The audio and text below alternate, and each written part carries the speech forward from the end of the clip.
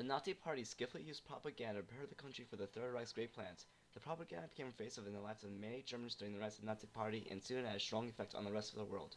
The use of Nazi propaganda did much to soil the reputation of propaganda in general, and for good reason, as will be explained soon. The story of Nazi propaganda began all the way back in World War I with a little infantryman called Adolf Hitler. He fought in a losing war and blamed it on inferior German propaganda not being able to compete with British propaganda. Although untrue, he put a lot of thought into how people can be controlled. His ideas can best be explained by some of the excerpts from Mein Kampf, which is one of his books. Propaganda must always address to the broad masses of the people. All propaganda must be presented in a popular form and must fix its intellectual level so as not to be above the heads of the least intellectual to whom it is directed. The art of propaganda consists precisely in being able to awaken the imagination of the public through an appeal to their feelings and find the appropriate psychological form that will arrest the attention and appeal to the hearts of the national masses. The broad masses of the people are not made of diplomats or professors of public jurisprudence, nor simply of persons who are able to form reasoned judgment in any given cases, but a facilitating crowd of human children who are constantly wavering between one idea and another. The great majority of the nation is so feminine in its character and outlook that its thoughts and conduct are ruled by sentiment rather than by sober reasoning. This sentiment, however, is not complex but simple and consistent. It is not highly differentiated but has only the negative and positive notions of love and hatred, right and wrong, truth and falsehood. The three main ideas present in the school are A. That German people are easily influenced and have their minds well made up yet. B. Effective propaganda doesn't provoke sober, unbiased reasoning, but instead provokes an active emotion. And C. Effective propaganda drives in the same message in many forms until it's finally reached. The Nazi Party propaganda can be seen in many forms, of which using different strategies but driving similar messages.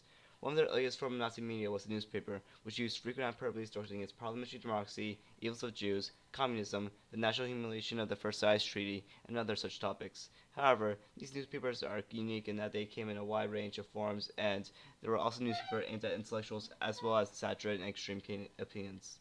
As Hitler said in Mein Kampf, however, intellectual elements were used only as a tool and stretched and discarded when it was no longer useful. The most wide-reaching propaganda was probably the posters, although one could argue speakers. These posters were in Nazi Germany as well as occupied territories and overall difficult to avoid. An advantage of these posters is that they were striking. They were to be designed for the particular purpose of connecting emotions to the mind of the reader and not allowing them to consider an idea of too much unbiased thought. Instead, it aimed for gut reactions. These two posters are both examples of these two aspects, impulsive and biased.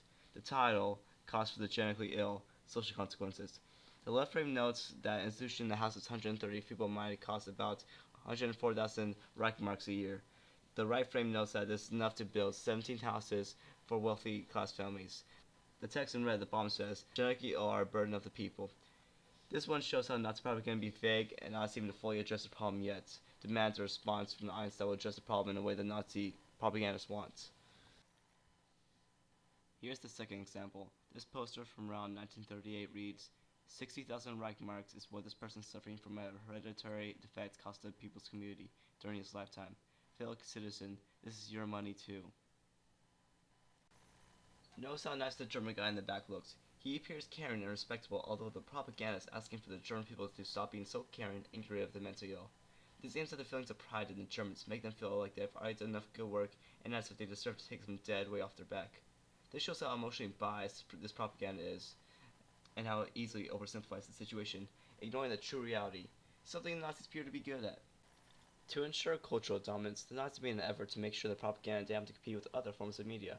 One of the first things censored was the American anti-war film All Quiet on the Western Front, which takes setting in World War I with German main characters. Censorship snowballs as the Nazi Party gained more and more power, and soon political prisoners were thrown to concentration camps. By putting intellectuals who disagree with this message into camps, Hitler was able to legitimize his ideas. Masses were overall unable to question Hitler's ideas without guidance, and made it found it easier to give in to ignorant feelings or ignore the truth. This represents a weakness in Nazi media that Hitler plugged up.